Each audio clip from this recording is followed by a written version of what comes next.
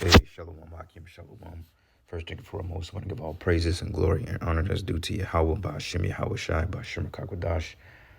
Double honors to the apostles and elders of Great Millstone. Blessings and salutations to the whole elect. Who is in this gospel, bro. Lifting up the standard of Yahweh, Ba'ashem Yahweh Shai, wherever it may be. Um, man. As if it don't get any wilder here in Babylon the Great. Um, this is I believe, the head of the National the Defense of Energy, or the Department of Energy, named Sam Britton. It's a total weirdo, man. I mean, this is the people who we have running their government organizations and dictating and making calls and dictating particular laws and calling shots over the people here in Babylon, and wonder why everybody's all bugged out and weird. I call him basically Matt Damon with lipstick. This nigga look like Matt Damon for real. And it's so funny that Matt Damon was in a movie called like Lipstick Valley or some shit. I don't know, but just total nonsense, which we've told you that a lot of wickedness and a lot of debaucherous and treacherous acts was going to come out of this Biden regime. We've been saying it, man, that Joe Biden, creepy Jim Crow Joe, and these other heathens. Okay, you got Rachel Levine, which is basically a old small hat. There's basically a man that dresses up as a woman, but he got the snip, I believe. But these are weirdos who you have teaching your children. Okay, that's literally promoting particular movies on television and certain things and award shows and things in schools and daycares. And these are the people. Okay, these are the people who you Israelites, you Negroes, Latinos, and Native Americans have fought hard to keep in office.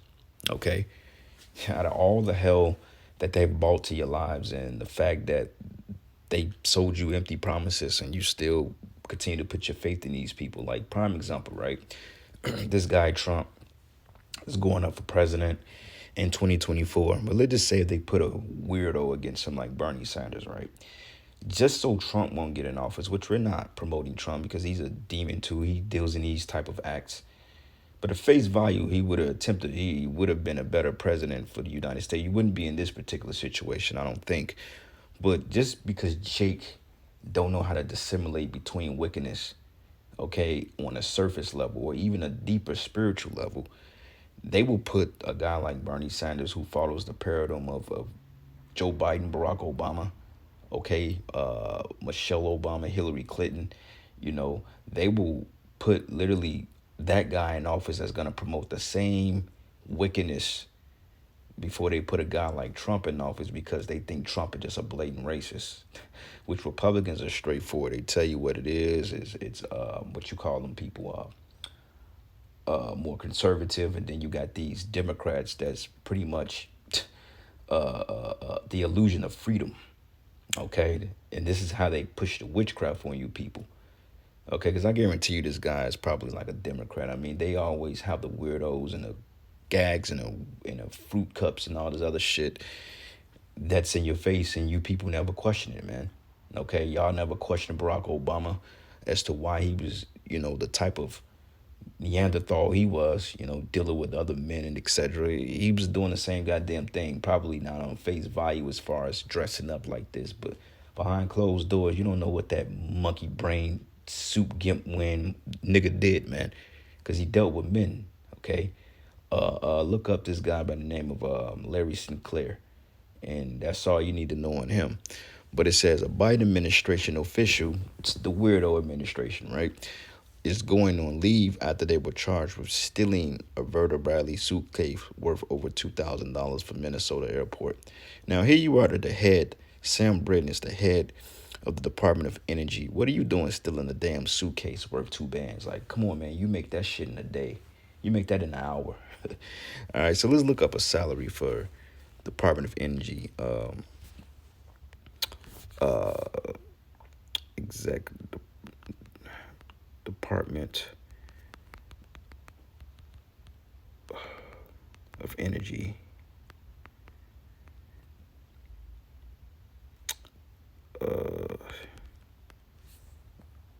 Nuclear physics. I think he's like one of the heads, if I'm not mistaken. I don't know if he's like the top head guy, but I think he's up there. Physics salary. Let's see what it says. Okay. So it says the estimated total pay for a nuclear engineer at the U.S. Department of Energy is $116,625 per year. Now that's what they say. I'm pretty sure the incentives and bonus and benefits and so forth like that is probably double that. Okay, this is probably what his take-home pay would be after taxes or whatever. That's even if the nigga paid taxes.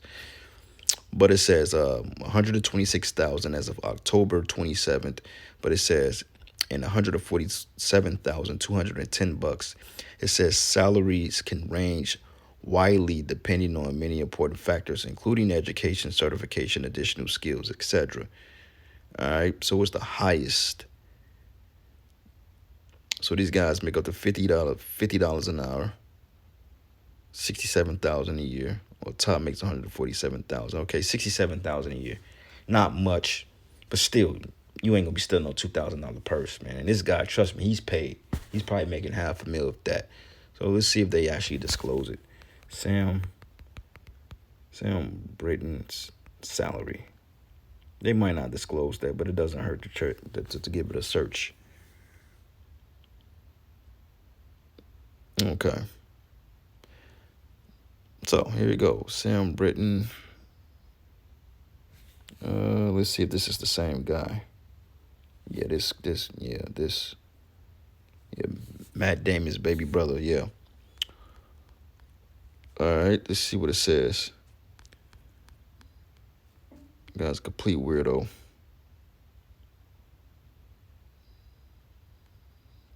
Net worth $1 million. Okay, that's the point. $1 million. The fuck are you doing stealing a goddamn you're 34 years old and you stealing 2,000 and you're a millionaire and you stealing all this, you're stealing a freaking suitcase. Like what the hell? You know, to show you the type of degenerates that's ruling over us, man, okay? Because this guy's a total goddamn degenerate, man. Then I see why the Most High has to bring the missiles, man. This is who you have working in your kids' schools. You know, they're working in the principal office, they're cooking the food. Okay, these are the people you going. If you go to the doctors, man, which you rarely should ever go unless it's like really an emergency, you have an infection or something. But these are the guys as a ministry, your fucking your shots or whatever you take or your checkups. These are the guys that's doing it. And then you wonder why everybody is walking around here sick because in the same breath they're preaching health, but yet they are promoting this. This place got to go, man. This is literally hell, man. I just can't suffer this place no more. This is really hell. Okay? And nobody's saying anything about this. All right?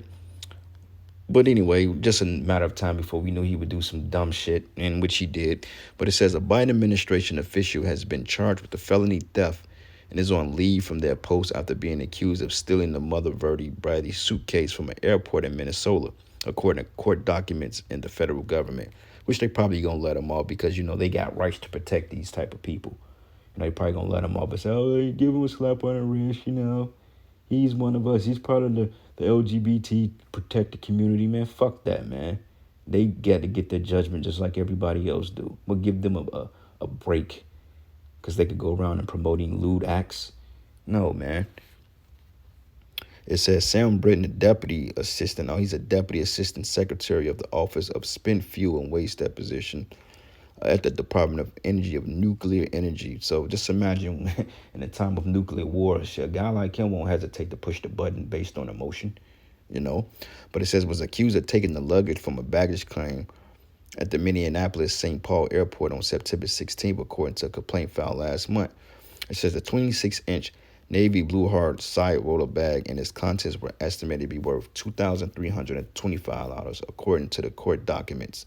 This guy could have bought 5 of those things, man. Literally, you got the money. It says the surveillance footage captured Britton, 35, taking the Verda Bradley luggage from the carousel at around 4:45 p.m. after Brittons arrived at the airport on an American Airlines flight from Washington, D.C., the court documents allege it. It says the complaint states that Britton took off the bag's tag and left the area at a quick pace. Well, it could have been something important in that bag. It could have been some hidden information or some intel, you know, that they wanted to get, and he may have taken it. Who knows? But it says off the bag's tag and left the area at a quick pace before hopping into a cab. Records from American Airlines show Britain never checked the bag before they left Washington, D.C., according to court papers. But Britain was then caught on surveillance footage checking into a luxury riverfront hotel in St. Paul with the bag, the complaint says. But it says 2 days later, on September 18th, Britain was seen checking the bag before boarding the flight back to Washington, D.C., the documents state. He was seen again on a surveillance video carrying the bag at Washington Dulles International Airport in Virginia after returning from Europe on October 9th. Okay? It says when Minnesota police officers called Britain that day, Britain denied taking someone else's bag, which the scriptures say that Esau is nothing more than a thief. He's a thief. It's in his nature. If you try to put lipstick on a bald head, you know what? Hey, he's still a demon. It says, if I've taken the wrong bag, I am happy to return it. Just like a damn Edomite, man. But I don't have any clothes for another individual. That was my clothes. When I opened the bag, Britain told the officer. The complaint states. It says the complaint alleges that Britain then called the officer back 2 hours later and apologized for not being completely honest. It says Britain told the officer that they were tired and picked up the wrong bag and only realized when they got to the hotel and opened the suitcase. Then the complaint says Britain got nervous. People would think he stole the bag and did not know what to do. But you did steal it, motherfucker. You know? You did steal it. So, whatever, man. You know, you suspended, and hey, that's what your monkey ass get. Being stupid. Just like the Edomite, man. But to show you that we got to get out of here. These people is not fit to rule. They're not fit to rule at all. These people have to be gone, man. They're just enough is enough. And this is the man who the fucking black woman cherishes and admires. And her mind say he's God. That's all good, though, because you know what? Call on that man when this shit go down. That's all I'm going to say on that. But this is the book of Obadiah 1, and I'm going to start at verses 1. It says, if these came to thee, if robbers by night, how art thou cut off? Would they have not stolen till they've had enough? It says, if gape gatherers came together to thee, would they have not leaded some gleaning grapes?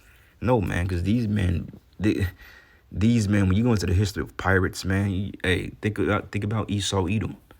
You know, like when Columbus came over here to steal the gold and to take down the tribes, man. Hey, they was trying to haul a lot of that gold back across seas through ships, but they were so goddamn greedy, they tried to stuff as much of it as they can, and the goddamn ship sunk, man. That's why a lot of gold can be found down in particular regions of the Gulf, you know, like in the Atlantic, harboring to Puerto Rico, you know, those waters down there. They said there's tons of gold down at the bottom of the ocean, harboring Puerto Rico, hence the land-rich port. Because a lot of them damn Edomites, man, you pirates, hey, you confiscated a lot of it, and then what happened? You couldn't get away with it because you was too greedy. Instead of being patient and taking what you can take, you take the whole, you try to do a whole goddamn load. And it's sunk, man. This is stupid. And it says, how are the things of Esau searched out? How is his hidden things sought up? Exactly. Through the men of the Lord. Okay, Yahweh Bashimi Hawashai, revealing you through his prophets. All right. Let's get another precept here. This wasn't going to be a long lesson, but it just, you know, it was just a little humor. You know, it's kind of funny that we are being ruled over a base people. But then you try to bring this to Jake. They say, oh, that's just one white man. All of them ain't like that. Well, you know what, man? The scriptures say Esau, Edom is the devil, man. Okay, and the scriptures say that the spirit in him is not right.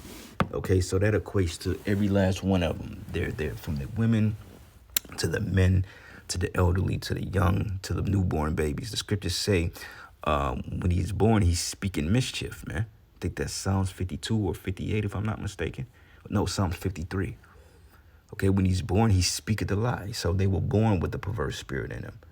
Why do they get a pass for the wickedness they've done, but everybody else is accountable? Okay, because like this would have been a so-called Jake. Okay, let's just say this was a heterosexual Jake, because, you know, Momo Jakes get a pass too, for the most part. You know, they're not really held accountable because that's Keisha's pride and joy is a Negro that's in touch with his feminine side. They love that. But they be the first one to call Jake a bitch-ass nigga when he gets in his emotions about something. But yet they accept the overly effeminized black man. Like, the hypocrisy of this place is just ridiculous. I can't understand it. But there was just a typical Jake black man that's a natural living and did something like that, man, they'd like crucify that Jake, man. If it was one of us, please. We'd be going to jail 15 years for that. And you stealing from an airport, That's a federal offense, man. You know? But anyway, this is the book of Job 30, and I'm going to start at verses 5. It says, they were driven forth from among men. They cried after them as a thief to dwell in the cliffs of the valley, in the caves of the earth and the rocks. Okay, we chased up into them caves, man. You know, you got that term called Caucasoid, you know, Caucasian, which means cave dwellers. Okay, from the Caucasus Mountains of Jordan, Russia. And when you go to Petra, okay, you go to Petra because Edom is south of Jordan. If you go to Petra, you notice it's high up. It's a high altitude. That's why them devils built them skyscrapers, because it's a reminiscent of being in those caves, and that proves that we're under the biblical Edomites to this day, just from how they build their buildings and the architecture.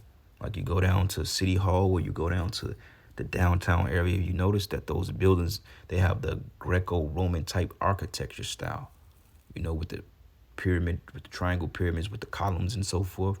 They got the Latin numerals written on them, you know, got the face of particular Caesars and things encoded in Latin, you know.